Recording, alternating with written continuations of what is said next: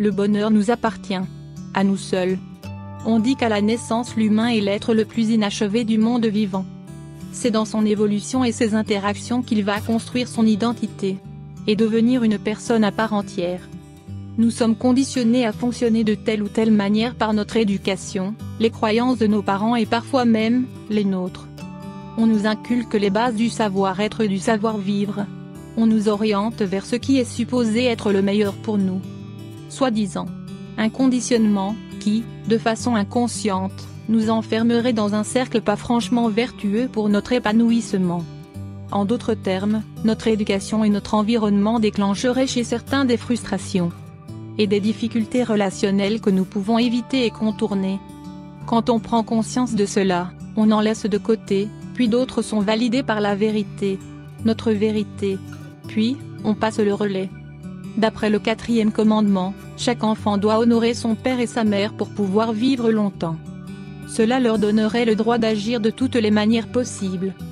Car je cite, « L'enfant doit respect et reconnaissance à ses parents de lui avoir donné la vie. » J'ai grandi dans une famille où les principes ancrés par les générations antérieures étaient basés sur ces mêmes valeurs. Il était tout à fait normal de battre ou de rabaisser son enfant quand un parent n'obtenait pas obéissance. En l'occurrence dans mon cas, avoir la paix. Être humilié et battu est une chose. Et de ne pas pouvoir se défendre par peur de chantage affectif ou de représailles en est une autre. Ça nous suit toute notre vie. Et plus on attend, plus on est rongé par la culpabilité. La culpabilité de dire stop. Il va de soi, que chaque être humain devrait avoir le droit d'évoluer dans un environnement rempli d'amour et de respect mutuel. Nous devrions jamais endurer de mauvais traitements, qu'ils soient physiques ou psychologiques. Les cris, les insultes et les coups ne devraient, et je dis bien jamais, être une justification d'une désobéissance quelconque. Les conséquences seraient bien trop importantes, car elles pourraient engendrer de sévères séquelles psychologiques et dévastatrices sur notre développement personnel. Dans le cas où dès son plus jeune âge, l'humain subit ce genre de maltraitance, le chemin parcouru vers l'estime de soi et la construction personnelle pourrait s'avérer tumultueuse. Depuis toute petite, j'ai passé le plus clair de mon temps à me faire valoir, faire valider mes idées et à me penser responsable de chacune de mes déceptions. Je n'ai jamais été assez suffisante. Ou toujours de trop. Mais qu'est-ce qu'on a fait pour mériter ça? Me disait-on. A contrario, on a eu espoir en me dictant comment me comporter, quoi dire ou comment penser. Au dépit de mes envies ou de mes croyances, nous, on connaît la vie, c'est pour ton bien me répétait-elle. On m'a appris à toujours me méfier des autres. Ne pas trop en dire. Ne pas faire trop de bruit pour ne pas faire honte. J'ai grandi avec l'idée que je ne vaudrais rien si je ne me conformais pas à ce que l'on avait prévu pour moi. Sans jamais me laisser faire, et me pensant trop stupide pour prendre mes propres décisions. J'ai subi des injustices qui ont développé chez moi des incompréhensions comportementales et sociales. À l'âge adulte, ces incompréhensions m'ont amené à tout remettre en question.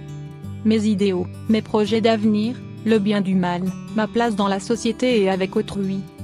J'ai souvent pensé que si on m'accordait un peu de temps et d'importance ce serait toujours ça de prix. J'existais parce que les autres me l'autorisaient. J'étais à la merci des autres. Je pense avoir été trop naïve. Trop naïve pour penser que je pouvais être aimée de tous. Je me suis laissée déborder, parfois même écrasée par ces personnes douées dans l'art de la manipulation. Puis, j'ai compris. J'ai compris être la seule détentrice de mon propre bonheur. Moi seule. J'ai compris que la plupart de mes déceptions venaient d'un manque émotionnel lié à l'enfance. Et que je devais, à présent, trouver une constante émotionnelle pour me préserver de tout danger. Et pour cela, j'ai finalement compris que mon bonheur ne devait plus être influencé par qui que ce soit. J'ai compris que je devais arrêter de me justifier et demander l'approbation d'être celle que je suis. Je devais à présent être en accord avec mes idéaux et non avec les leurs pour être heureuse. Certes, la famille dans laquelle j'ai grandi ne sera jamais aimante et à l'écoute de mes aspirations, mais j'ai bien trop en moi pour tout laisser derrière moi. J'ai décidé de prendre les choses en main. Car, de toute façon il n'y a pas de retour en arrière possible. Et c'est comme ça. Alors non, je ne me sens pas reconnaissante d'avoir évolué dans de telles circonstances. Mais avec du recul, je suis reconnaissante à la vie de m'avoir rendue forte, et de ne jamais m'avoir laissé lâcher prise, quelles que soient les épreuves parcourues. Je suis reconnaissante d'être tombée, et d'avoir su me relever. Parce que ça fait partie du processus d'apprentissage. L'important est de continuer à persévérer. No Matewa. Je suis reconnaissante d'avoir autour de moi des personnes riches d'humanité et de bienveillance. Des personnes qui ne me jugeront jamais pour leur propre intérêt et qui ne seront jamais radins de leur amour.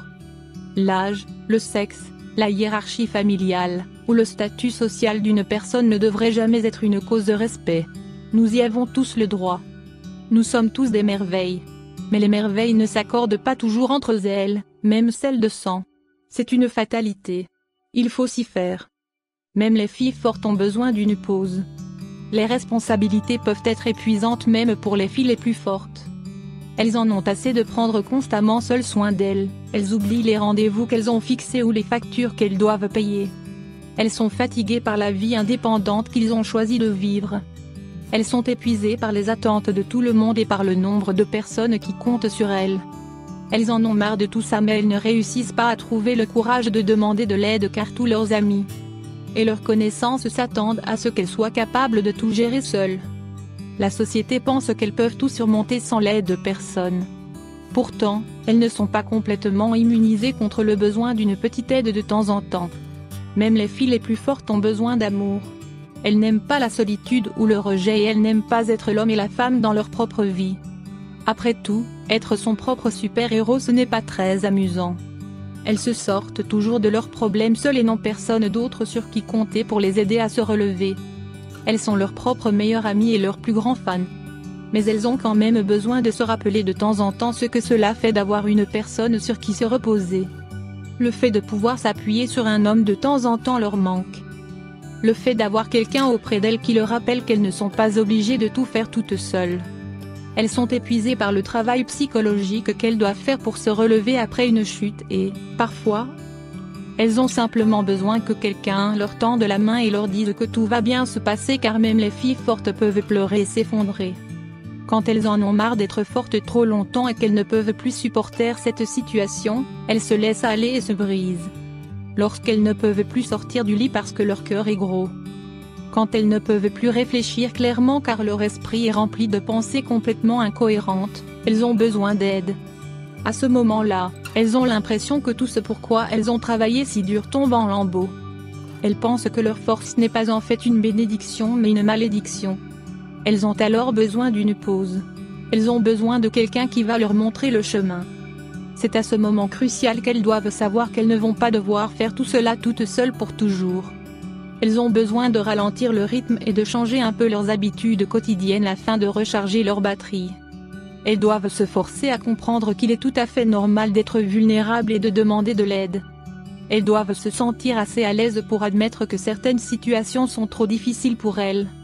Elles ont besoin de savoir qu'elles aussi peuvent être humaines et qu'elles ne sont pas obligées d'être des robots qui réussissent toujours tout et qui restent constamment positifs. Car, en réalité, elles sont vidées. Elles n'ont plus de réserve. Elles se démènent chaque jour pour donner l'apparence d'une femme forte et indépendante.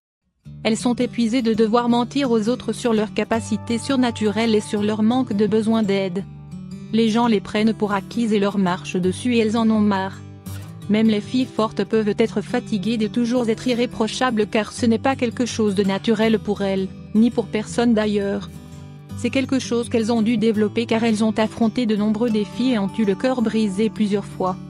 Même les filles fortes se rappellent avec nostalgie de la personne qu'elles étaient avant que la société moderne ne leur dicte qui elles devaient devenir. Et comment se battre seules pour tout ce qu'elles désirent. Elles ont malheureusement appris que tout le monde s'en va à un moment ou à un autre. Elles savent que si elles veulent éviter la désillusion, elles ne peuvent pas compter sur les autres. Tout le monde est absorbé par ses problèmes et n'est pas toujours prêt à aider son prochain. La générosité et la gentillesse ne sont plus des qualités que les gens apprécient. De nos jours c'est chacun pour soi. Mais, parfois, être une femme forte peut peser lourd sur les épaules. On pense d'ailleurs qu'il n'est pas juste que certaines ou certaines aient trouvé une personne sur qui compter et qui peut les aider à affronter les difficultés de la vie. Mais, comme on est une femme forte, on retrousse les manches. Et on se lance dans une nouvelle bataille pour reconquérir la force qu'on a perdue et le sens des responsabilités qu'on a laissé échapper. On sait qu'on n'a pas d'autre choix car on n'a personne sur qui se reposer. On se relève et on continue de se battre pour aller de l'avant et pour construire la vie de rêve qu'on a imaginée. Se battre seul n'est peut-être pas facile et on peut traverser des périodes de doute ou remise en question, mais au final, on peut être fier de nous car on a réussi seul, sans l'aide de personne.